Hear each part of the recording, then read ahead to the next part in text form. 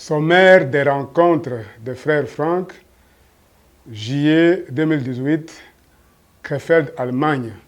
To bokuse ya mayangani ya ndeko Franck ya juillet 2018 na mboka Krefeld na ngomba na Allemagne.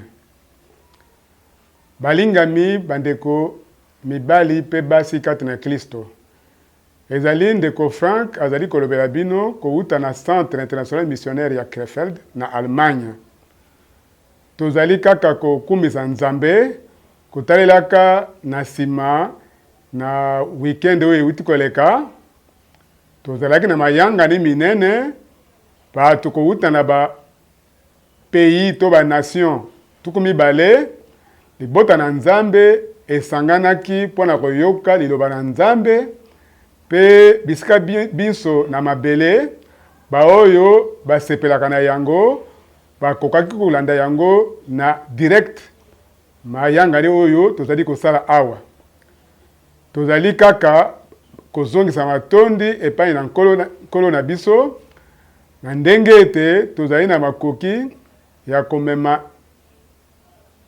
suka ya mbela oyo to message ya suka oyo liloba ya solo ya Nzambe oyo elakami pona mukolo oyo pona lelo oyo pona ba mikili nyonso to ba nation nyonso ndenge nkolo na biso alobaki yango pe tozali komona ba oyo nyonso ndenge bapambwami. Botala bino moko ba courrier électronique oyo ezali koya tangu mususu nazana tina ete nazana ngonga mibale to misato pona pesa biyano na ba email nyonso ezali kosalema. Batu penza batutisami pona liloba na Nzambe pe na ngolo na Nzambe pe na ngoye na Nzambe bisika nyonso kati na mabele batu batutisami.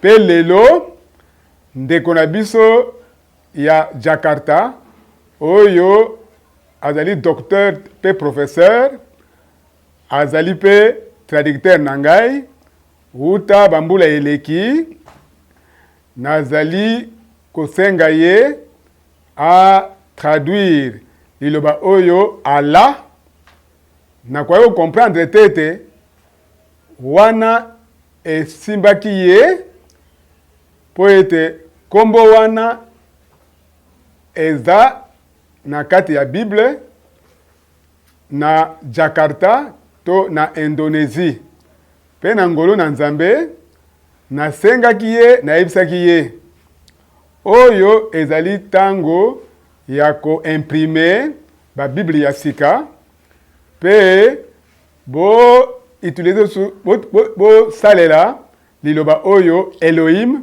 ne sika ya Allah pe lelo na email na ye ataleli likambo oyo ya munene kitoko ete nkolo apesi nzela ete yango esalema na nzela na mboka oyo ya Malaisie. Balingami mibali pe basi isengelaki na banda kopesa biyano to na pesa kontrande na oyo nkolo azali kosala sasa ipi wana euti koleka bisika nyonso na mabele oyo ezali koleka sasa ipi atako na bosolo tokoki koloba ete ekomami na makomi na bule tango nkolo alobaki liloba oyo ezali kobima na kati na monoko na ngai ekozongaka epai na ngai te soki yango esali mosala na yango te kasi ekosala oyo ekosala plaisir na ngai ekokokisa oyo mpona ntina na yango ngai natindi yango. Mkanda ya Esaïe chapitre 55 molongo ya 11. Lelo nazana milongo to verset mibale oyo nalingi botanga ezali na mukanda ya ba Hebreo mukapo ya motoba molongo ya zomi na misato ti na zomi na sambo. Tango Nzambe apesaki elaka epai ya Abraham, lokola akwaki kolapa ndai na oyo aleki munene na ye te, alapaki ndai na kingo na ye moko. Nayebi te soki bozali kososola ete Nzambe ye moko amitiaki kati na ndai po ete akokisa oyo alakaki. Pe liloba na Nzambe pe elaka nyonso oyo ya Nzambe ezali nde longo. Pe awa na mulongo ya to verset ya zomi na sambo, yango wana lokola Nzambe esengelaki alakisa na kisikisiki epai ya basikoli ya elaka, lokola ete miangu na ye ebongwanaka te, azwaki nzela ya kolapa ndai. Balingami, boyebi bino nyonso oyo asalelaka Nzambe, asalelaka nkolo kobanda bambulu eleki likolo ya mbela to manda kouta na Nzambe. Nazali kaka na reconnaissance liboso na Nzambe pona liloba nyonso ya Nzambe, elaka nyonso ya Nzambe oyo ya apesi pe oyo asalaki akokisi yango. Pe tozali kondima ete etinda ya tango ya suka tozali ko respecte oyo Nzambe asali pona tango na biso. Ezalaki kaka te ete alakaki ete na kotinda bino Eliya musakoli yambo ete mukolo ya munene pe ya suka pe ya kokamwa ya nkolo eya. S'il vous plaît, na sengi bino, na rappele bino, elaka oyo Nzambe asalaki, atelemisi liboko na ye, pe akwai koloba. Oyo nga na laki, na kokokisa yango, pe ezali nde bongo. Ezali nde suka, ezali nde longo, to absolu. Boye, Nzambe asenzelaka na elaka na ye, abatelaka liloba na ye, atindaki musakoli na ye na tango na biso, pe na mukolo oyo, pe yango oyo esali ete solo tozala na reconnaissance liboso na nkolo oyo apesi biso ngolu ya koreconnaître mukolo oyo pe tango oyo pe elaka ete Nzambe apesi akokisi yango na eleko na biso pe na eleko oyo balingami mibali pe basi nalobaka nango tango nyonso ntomo na musala na ngai ekangami na ntomo na musala ya ndeko Branham. Na yebaki ye pene mbula zomi. Kasi nkolo ye mei asenzelaki pona likambo wana ete ye akozwa musakoli na ye ete etinda to message ekotikala pe ekozala elongo na biso pe uta tango wana Nzambe azwaki musakoli na ye pe musali na ye William Branham. Banda tango wana message to etinda oyo ya liloba na nkolo ya liloba na Nzambe. Conseil nyonso ya Nzambe ezali koteyama kozanga fanatisme pe kozanga ndimbola ya bato kozanga d'explication. Kasi liloba ya Nzambe ya ebandeli ezali sasaipi koteyama na bikolo nyonso pe nkolo na biso alobi sima na yango suka ekoyingela. Balingami mibali pe basi esengeli naloba pe natalisa bino oyo Nzambe azali kosala sasaipi na katikati ya ba possibilité oyo tozana yango pona komema liloba na nzela ya ba station ya télévision oyo apesi biso bisika nyonso na mabele balingami oyo ezali tango moko ya spécial pona Nzambe oyo ezali tango ya suka pe oyo ezali etinda ya suka to message ya suka.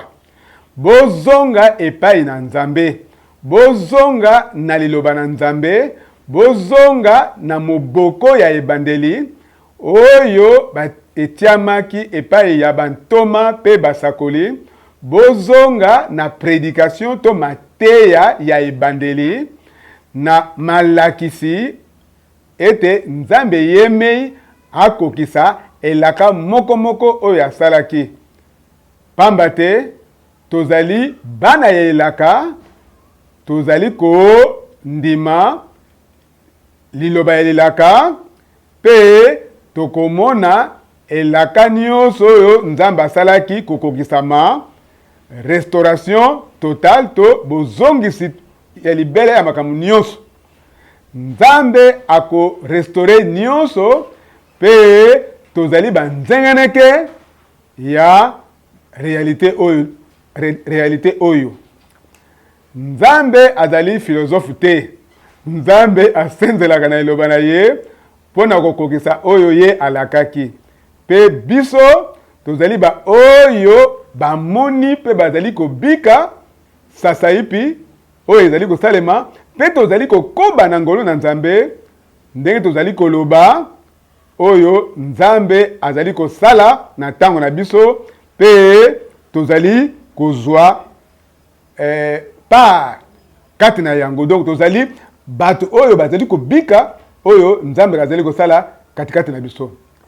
Tika ete Nzambe apambola bino, azali longo na bino, na sengi bino s'il vous plaît, botanga ba verset mibale oyo nyonso na Hébreu chapitre 6, obana na verset 13, tina verset zomi na motoba, zomi na sambuto verset 17, pe bokanisa Nzambe moko moko wana oyo alakaki epai ya Abraham, pe abateli liloba na ye, elaka na ye, azali Nzambe moko moko wana oyo apesi biso bilaka, pe tozali kolika ete, tozali kondima ete, elaka moko moko ndenge towuti kotalela, elaka moko moko wana akokokisa yango tikino bozongi ya nkolo Yesu Kristo.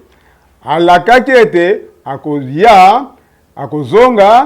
akozonga pe akozwa biso na kati na nkembo pe tango ya akoya bawei kati na Kristo bakosekwa yambo. Pe biso oyo tozali na bomoi tokobongwana to tokozala transforme pe elongo tokonetwa pona kokendele kokutana na ye nkolo na biso kati na bipepeto dans les airs. Pe sima na yango tokozala elongo na ye na kati na festin de noces de l'agneau to milulu ya libala ya mpate. S'il vous plaît, na sengi bino ko se rappeler ete elaka nyonso ya Nzambe oyo ye asali ekozala nde réalité. Bozana tina ya kointerprete yango te, kasi yango ekozala réalité ndenge Nzambe alakaki yango. Tika ete mapamboli ebele ya Nzambe oyo ya bokasi bonso evanda likolo na bino mingi mingi bandeko mibali oyo bazali na ntomo na mosala. Bomema ba malakisi ya lukuta te, bowumela kati na eloba na Nzambe, bozala bato oyo bakambami na Molimo Mosantu pe oyo babongwami po ete babonga mabe pona bozongi oyo ezali imina oyo ezali koya na mpwasa ya nkolo na biso Yesu Kristo. Pe toyebisi bino Maranatha, yaka nkolo Yesu Kristo. Amen.